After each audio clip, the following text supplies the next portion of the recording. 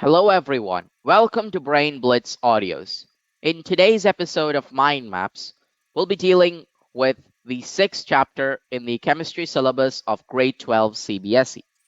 The chapter is General Principles and Processes of Isolation of Elements. And as always, we'll be using the help of this mind map in order to explain this chapter. Mind maps are really easy ways in which you can prepare for last minute exams. However, these can be very extensive, such as this one. So therefore, the objective of this video is to make this mind map simpler to you and also explain some more details which will help you, which need to be remembered. So let's begin, right? Well, why do we study the chapter General Principles and Processes of Isolation of Elements? We know that there are 118 elements presently known, and among them, only very few elements are actually present in their native state, such as noble gases, noble metals, nitrogen, oxygen, and some other elements as well. Sometimes carbon and allotropes are also present in their native state.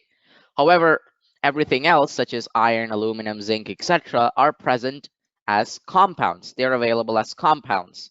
So in order to make use of these elements, we have to extract them from their natural sources and then purify them to get the pure metal. So this unit deals with the extraction of metals and also the purification of that metals. And we'll be looking at iron, copper, zinc, aluminum in detail and some other processes which are available for general use. We're also going to look at them as well. So let's start off with what is a mineral. A mineral is a naturally occurring chemical substance in the Earth's crust which can be obtained by mining. So these minerals contain metals and nonmetals in their native state or combined state.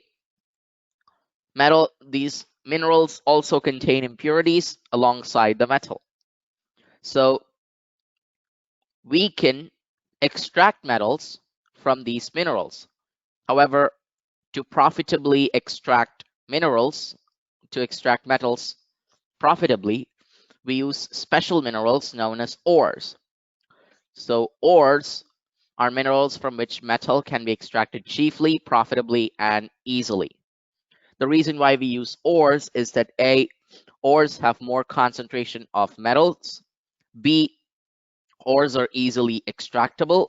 The metal can be easily extracted from the ore. And 3, the cost and the energy used for doing that is economically sound. So we have several examples of ores. So the first one is bauxite. This is the ore of aluminum. Then we have kaolinite, which is another lesser known ore of aluminum. We have hematite and magnetite, Fe2O3 and Fe3O4. These are the principal ores of iron. Siderite is iron carbonate, which is another lesser known ore. Copper pyrites are the principal ores of copper. These are sulfide ores. Malachite is another ore of copper.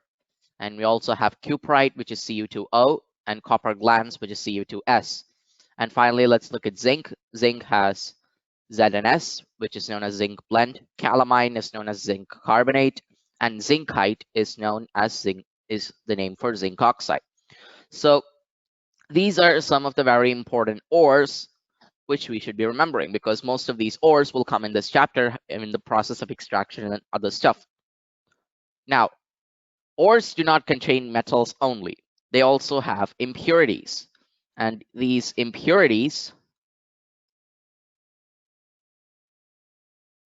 they are removed by a substance known as flux. So flux is a substance which removes the impurities from the ores, and it makes changes in the melting point of the ore. These fluxes can be acidic, for example, silicon dioxide, or they can be basic, examples are calcium oxide. So how do fluxes remove impurities? So flux combines with impurity to form slag. Now these slags are low melting substances which can be easily removed. And the reaction is known as a slagging operation.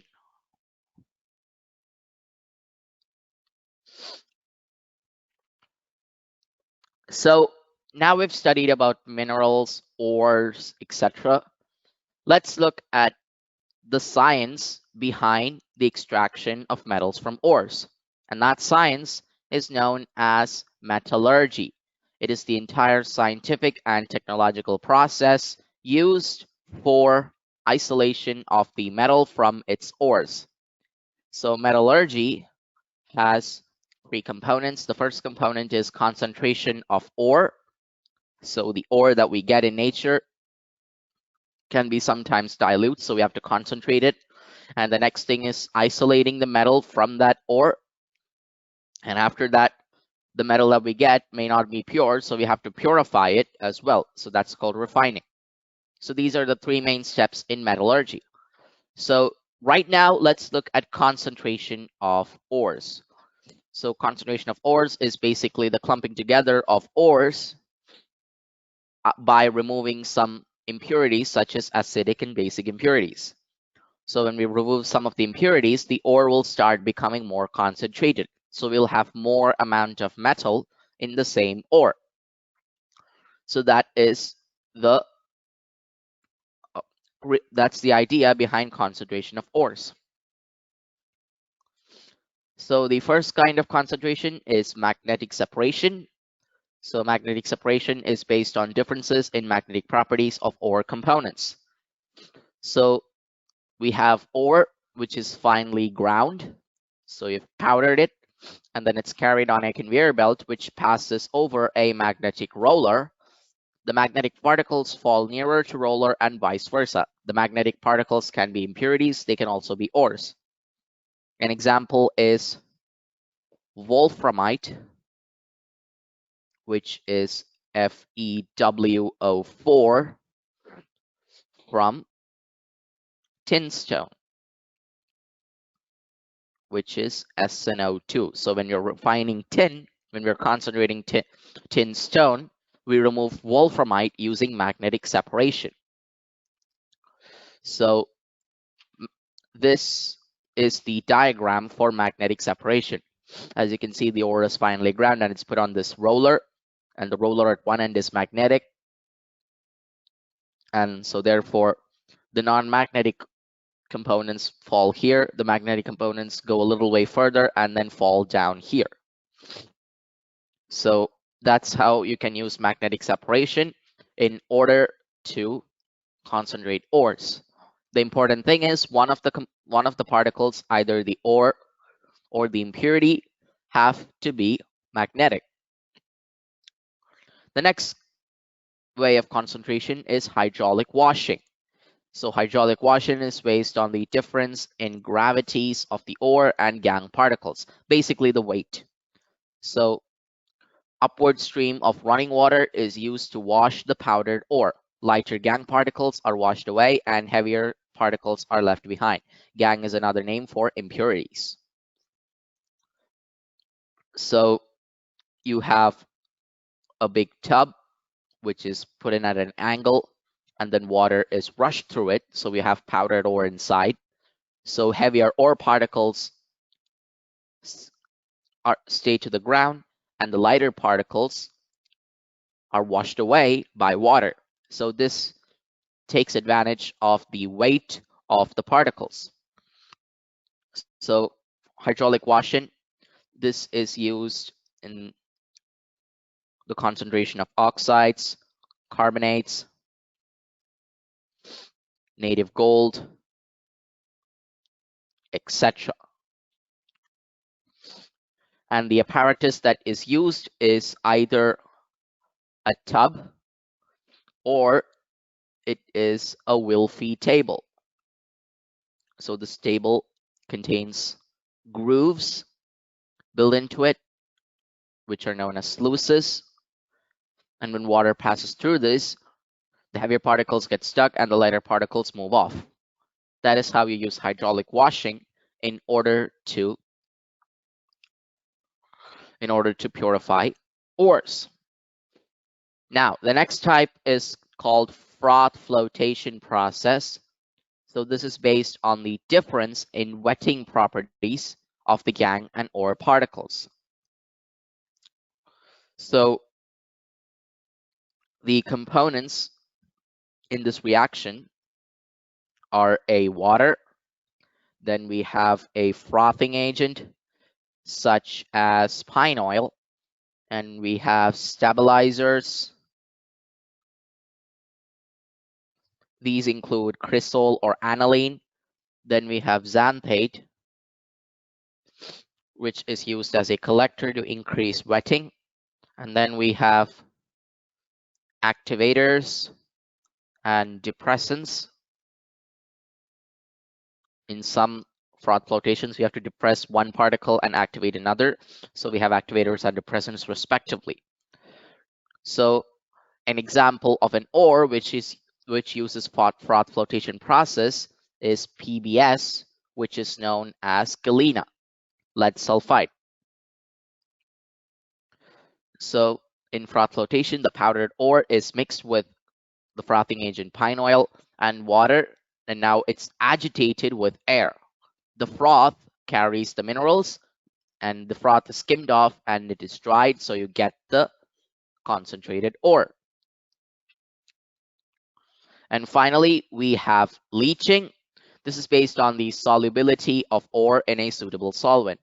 So in leaching, we treat ore with an acid or a base or any other reagent.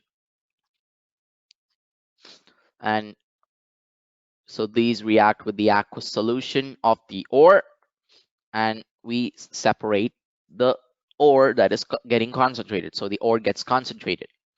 So an example here is Bayer's process, in which we take red bauxite, Al2O3.2H2O, and we react it with 45% NaOH and water at 200 to 250 degrees Celsius.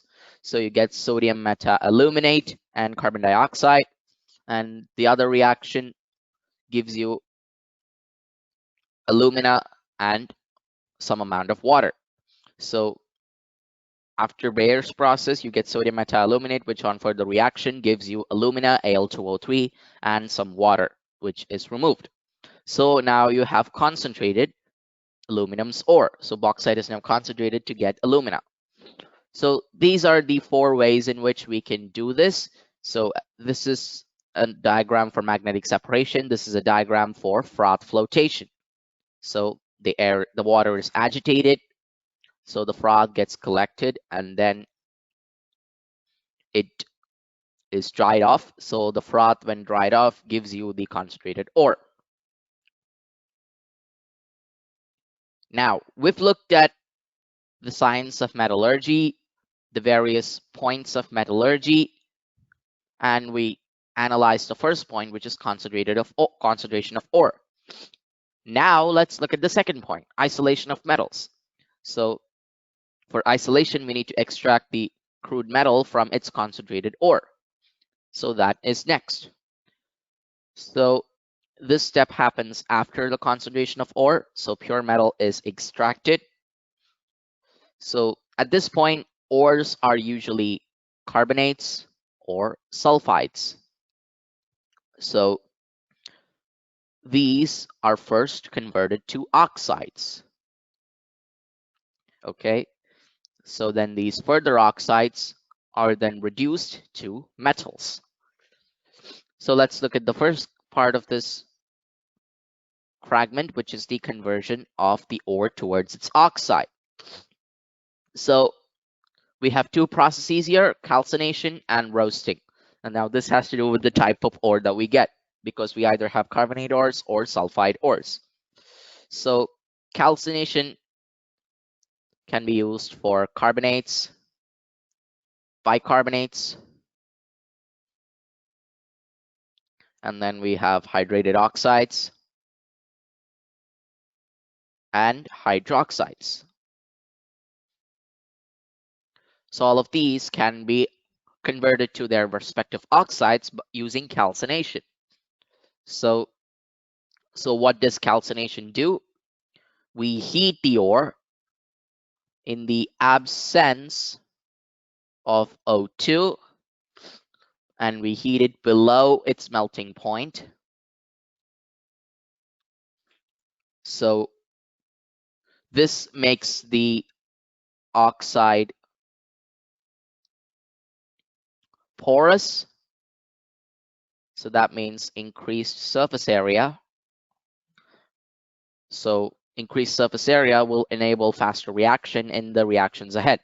So an example for calcination is ZnCO3, zinc carbonate. Now we can heat it up in using calcination. So we'll get zinc oxide, which is the oxide of zinc, and carbon dioxide, which is released. So this is an example of a calcination reaction. The other type of conversion towards oxide is roasting. Roasting usually happens in a reverberatory furnace.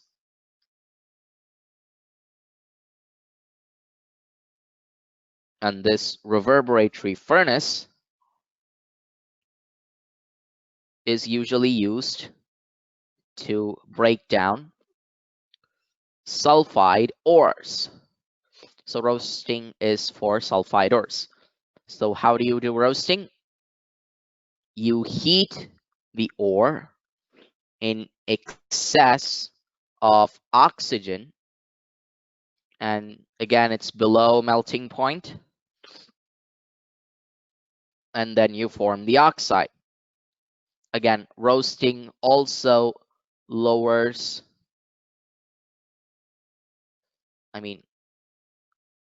it also gives you a larger surface area. Instead of lowering, it makes the surface area larger.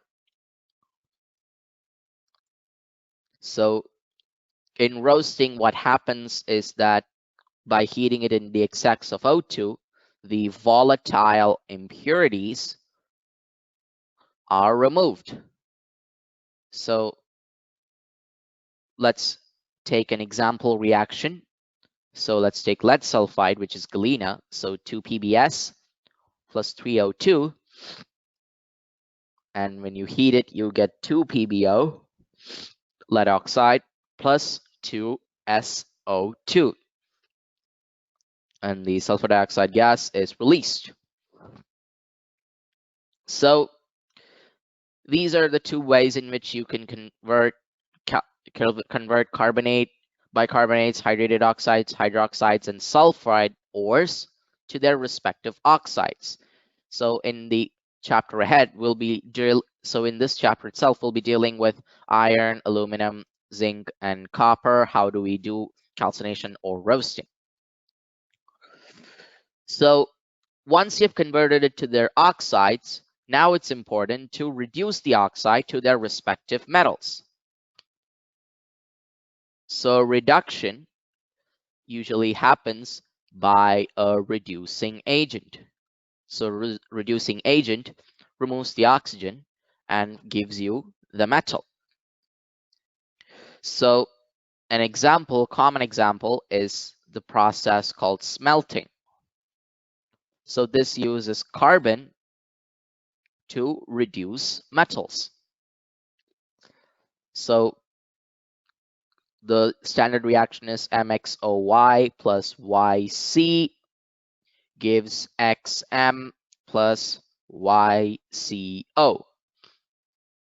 So M is for a metal, so a metal oxide plus the carbon, which is the exact number as the number of oxygen atoms present, will give you X number of the metal atoms and Y number of carbon monoxide. So in order to put this into perspective, let's use the example for zinc. So ZnO plus C, and the temperature is around 1400 degrees Celsius. So you get CO plus Zn. As you can see, it was Zn1 or 1. So the number of oxygen means 1 carbon. So 1 CO, again, the number of oxygens, and 1 Zn because X was 1. So that is how this equation comes into perspective. So this is the very, very standard reaction. You can put any metal and put the right amount of X and Y. So you'll get a reduction reaction using carbon. So we use carbon to reduce the metal oxide into metal and carbon monoxide. So that is about reduction. So reduction is the heating of metal oxide with substances acting as a reducing agent, which combines with oxygen to get reduced easily. So sometimes it's carbon, sometimes it's hydrogen, sometimes you don't need to use reduction reaction, you have to use electrolysis. Depends on the ease in which you can do it. So the next topic that we'll be dealing with is thermodynamic principles of metallurgy. So this is a very important part of this chapter because the rest of the chapter depends on this point. So thermodynamic principles of metallurgy. So when you're taking metallurgic reactions, such as extraction of ore or maybe reduction, calcination, roasting, etc., they all depend on the value of Gibbs free energy.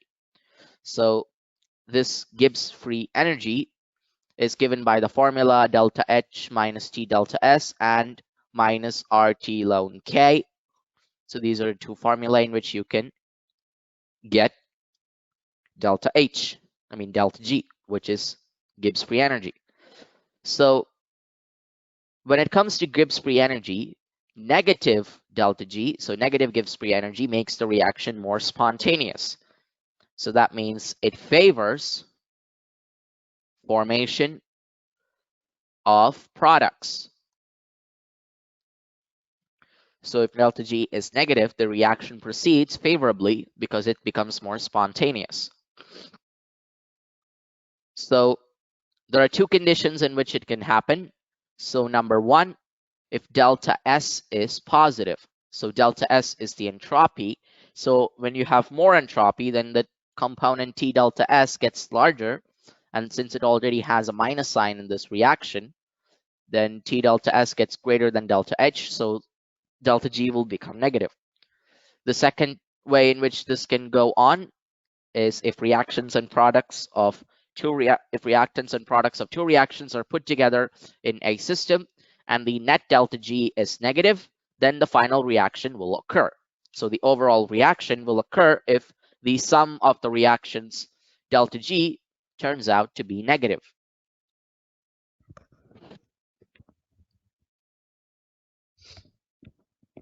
So we've said that delta G is very, very important in determining what reducing agent to use and what reactions to occur. So the actual way in this which it is applied is known as Ellingham diagram. So a scientist named Ellingham, he drew graphs which show you he drew graphs between the standard Gibbs free energy and temperature for every reaction. So he has plots of delta G naught and temperature. So most of the reactions are usually straight lines except with some change in phase and the point in a curve below which delta G is negative. So these diagrams are very, very important because they are used to decide reducing agent and temperature.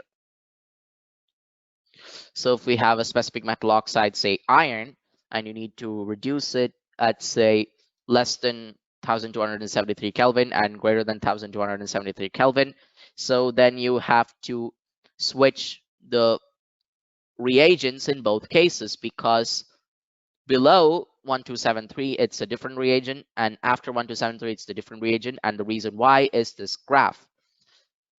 So as you can see, iron goes up here. So until 1073 Kelvin, it uses carbon monoxide, and after that, it uses carbon plus, and it uses 2 carbon plus oxygen, gives you carbon monoxide. So that's the reason why at different temperatures, some metals usually have a lot of different reagents, especially iron. When we're going to learn, we'll have 3 sets of reductions due to the difference in temperatures in the blast furnace. So from here onwards, we're going to be looking at iron, copper, and then zinc and aluminum. So these are the 4 metals that we'll be looking at in detail. So we'll be mostly looking at smelting of iron, copper, zinc, etc. And we also have certain roasting, and we also will be doing at electrolysis after zinc. So this diagram is very important in the reason that your reducing agent is dictated by the relation in between your oxide and the carbon or carbon monoxide or other reagents that you'll be using. So that's how you select your reducing reagent using this diagram. So now we've learned about Ellingham diagrams and the role of delta G in metallurgic reactions. So let's start with extraction of iron from iron oxides. So the reduction of iron takes place in this apparatus, which is known as a blast furnace. And so in a blast furnace, at the top end, you add your components such as iron ore and limestone, fluxes, etc. And you also add coke, which is carbon, in order for the reduction to happen. And hot air comes from the bottom along with oxygen. So again, reduction here, as we said, has 3 conditions because of the difference in temperatures as we progress in stages along the blast furnace. So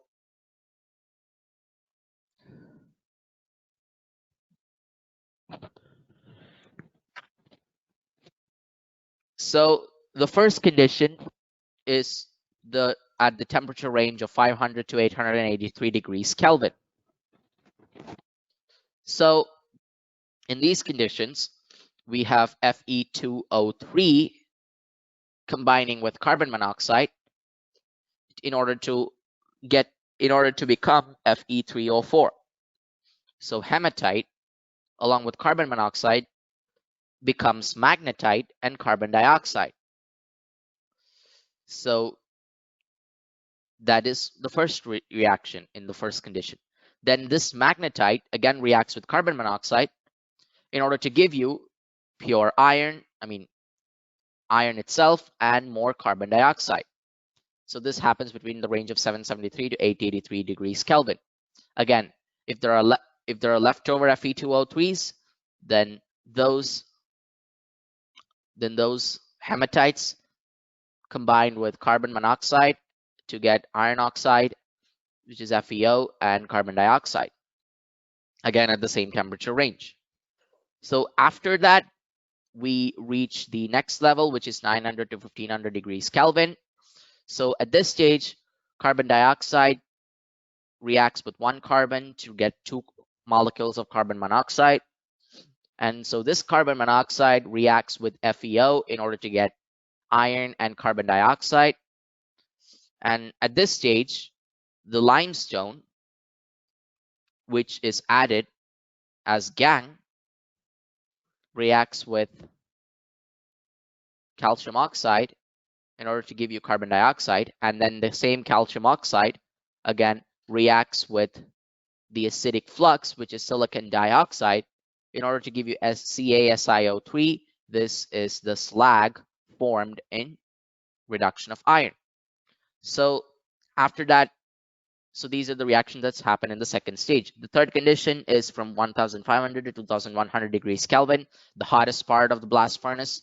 So in this stage, carbon, the coke, which is remaining, reacts with oxygen to give you carbon dioxide, and the FeO, which comes from the previous reactions, reacts with carbon in order to give you Fe plus CO. So these are the reactions which happen inside the blast furnace. And the reason why there are three separate conditions for reduction is because of the Ellingham diagram. So that's all about the extraction of iron from oxides. So we have three conditions, and in three conditions we have separate reactions. Hematite gets hematite along with carbon monoxide gives you magnetite and carbon dioxide, and the same magnetite along with more carbon monoxide gives you iron and a whole lot more of carbon dioxide. And some more hematite reacts with carbon monoxide itself to get FeO and carbon dioxide. So at the next stage, the carbon dioxide along with carbon gives you carbon monoxide. FeO, some part of it reacts with carbon monoxide to give Fe and carbon dioxide. And the limestone reacts with CaO, which is the gangue, to give you carbon dioxide. And the extra CaO reacts with the flux, which is SiO2, to give you the slag, which is CaSiO3. And leftover coke at 1500 to 2100 degrees Kelvin reacts with oxygen to give you carbon dioxide, and the remaining FeO reacts with coke in order to give you iron and carbon monoxide. So in the end, you get molten iron, which is just Fe, and with some impurities which will be cleaned. So iron by itself has many types, such as cast iron, wrought iron, pig iron, etc. So these are various processes in which you get it. So wrought iron is the most pure.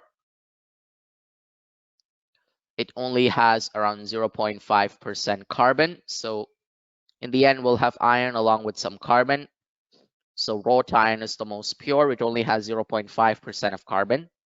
And steel, which is the alloy of aluminum, contains iron and carbon in various proportions from 0.7 to 1.5% of carbon. So that's the optimum range. So now we've done with extraction of iron from oxides. Let's look at extraction of copper from cuprous oxide and the extraction of zinc from zinc oxide. So copper is usually extracted from CuFeS2. So from there you get Cu2S. So therefore, the process that we're using here is roasting. So from CuFeS2 to Cu2S, we use roasting, and from Cu2S onwards, we do more roasting. So the first reaction is present in roasting. So this happened in reverberatory furnace.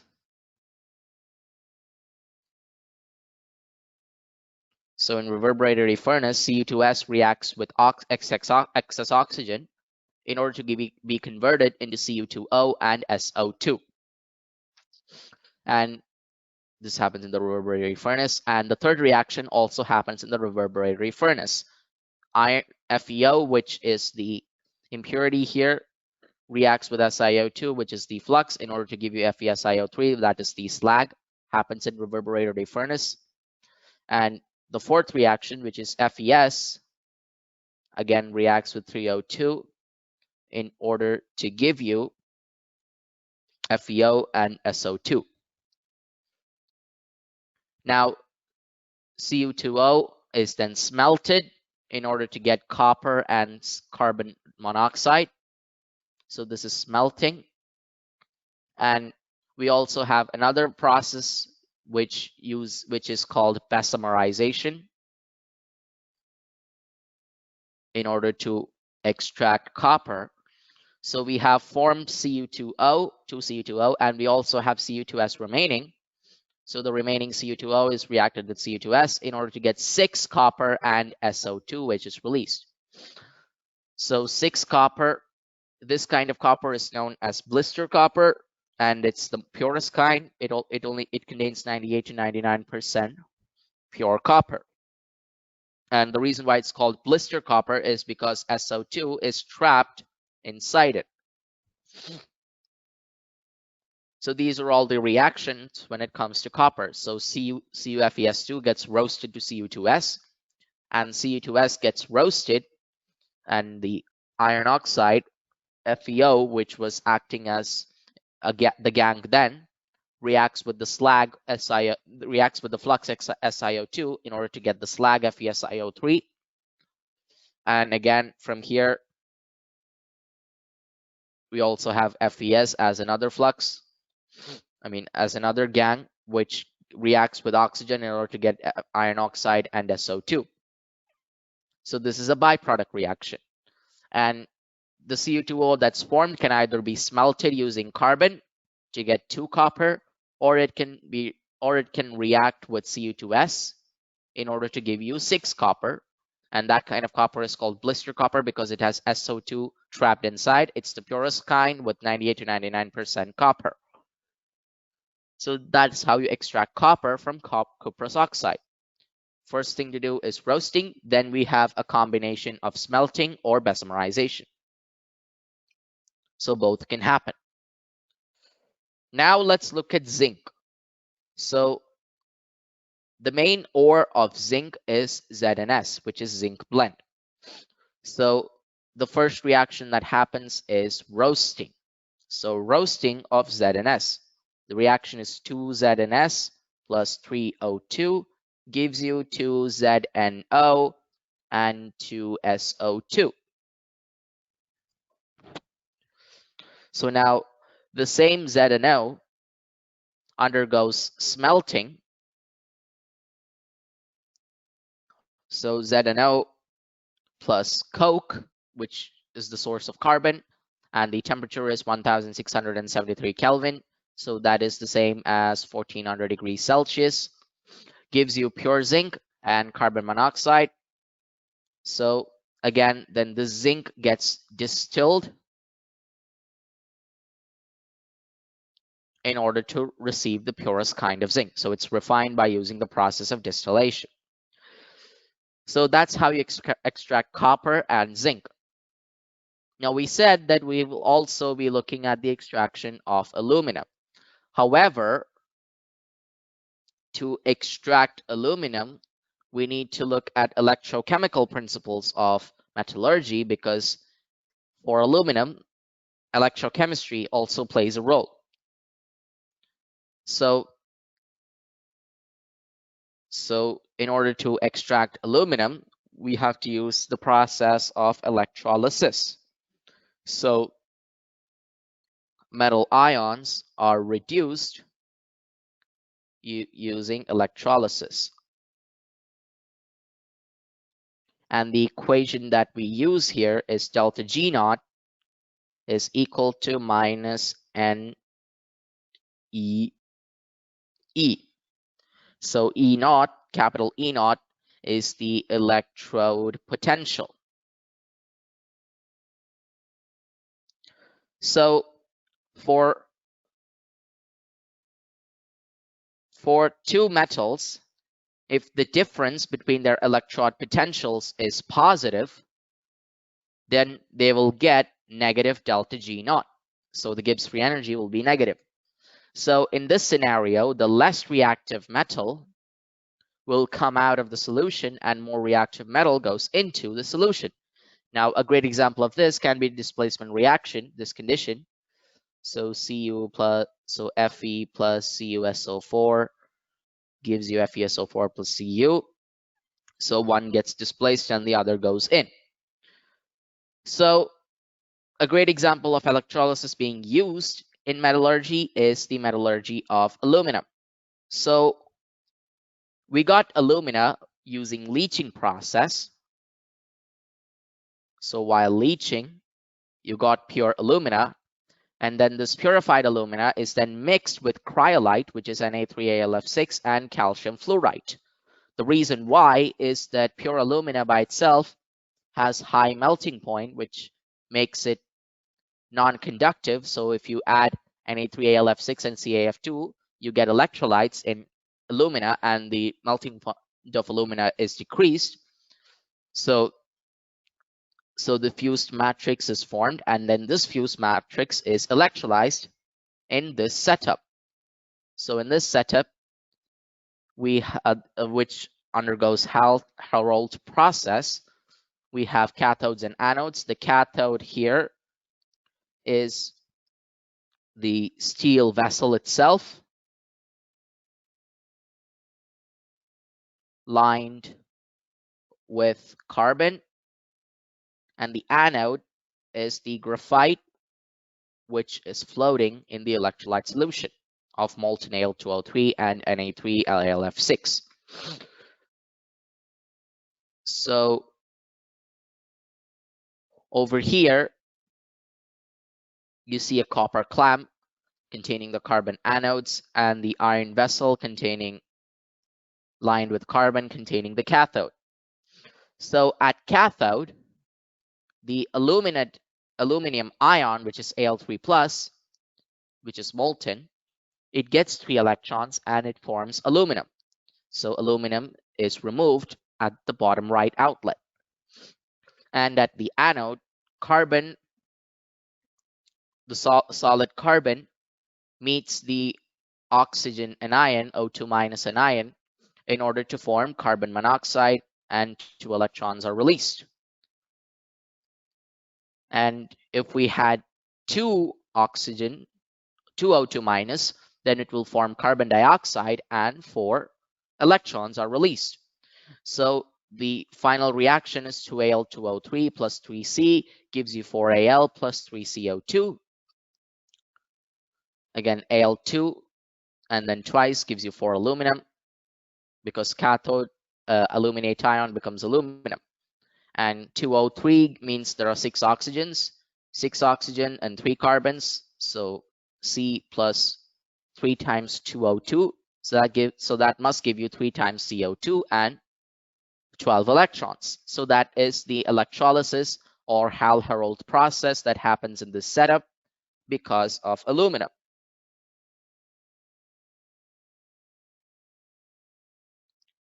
Next, we have the oxidation reduction reaction. So in oxidation reduction, so a combination of oxidation and reduction is used to remove Cl from brine. Brine is a solution of NaCl.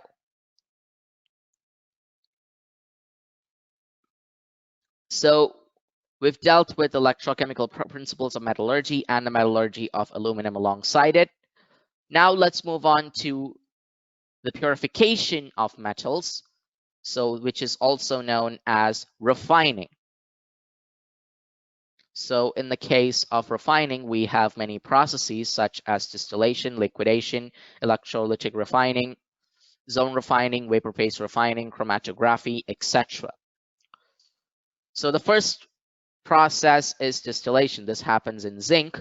So the impure metal is evaporated in a distillating apparatus, and it obtains pure metal as the distillate. So the vapors are collected and then they're cooled off to give you the pure metal as the distillate. The next kind of reaction is liquidation, whose diagram is given here.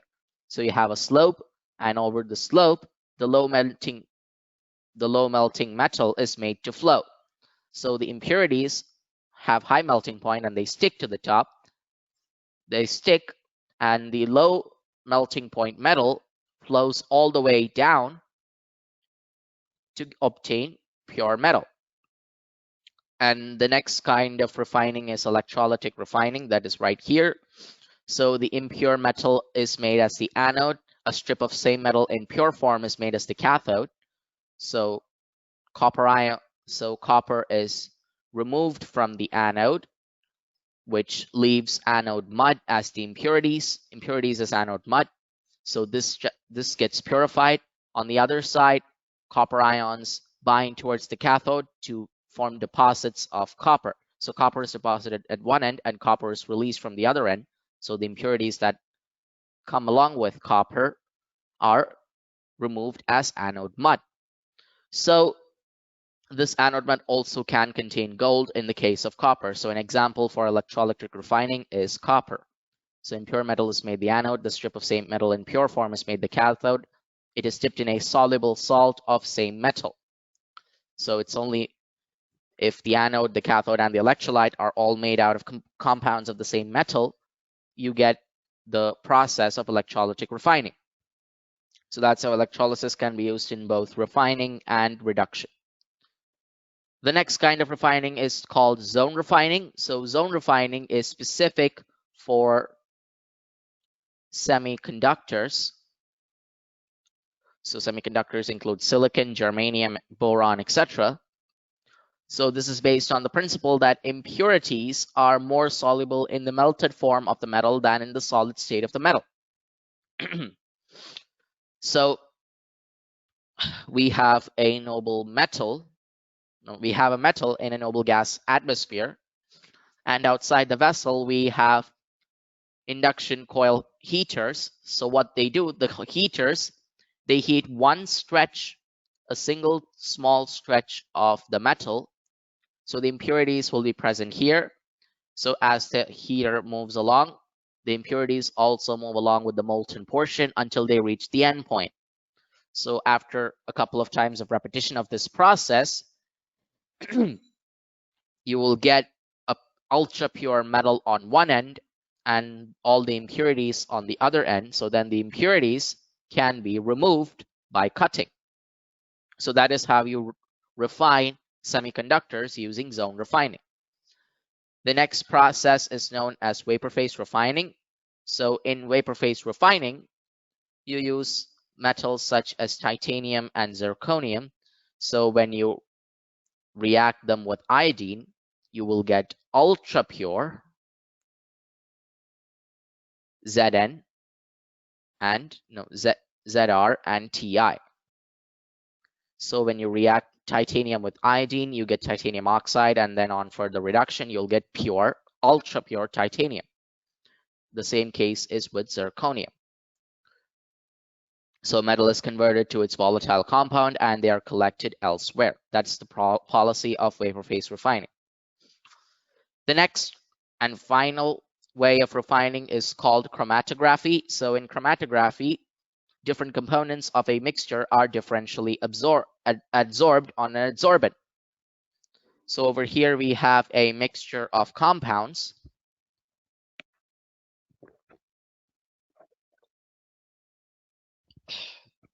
So we have a mixture of compounds in a setup for column chromatography. So along a column, the different components of this mixture are adsorbed at different phases and they stick there. And when you add extra solvent, then the colored bands start flowing towards the bottom.